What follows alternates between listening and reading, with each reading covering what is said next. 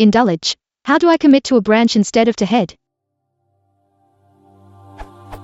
Apparently repo.do_commit, message equals test commit, committer equals name, only commits to refs heads master. Is there a way to set the current commit ref to another one than refs heads master?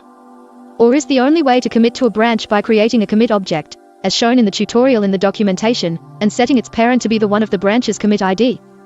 Should this be true, which would then be the use of repo.do_commit other than committing to refs heads master?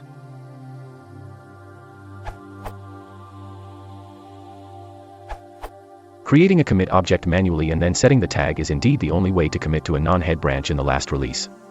Do_commit in trunk supports a ref argument that you can use to commit to other branches. This URL.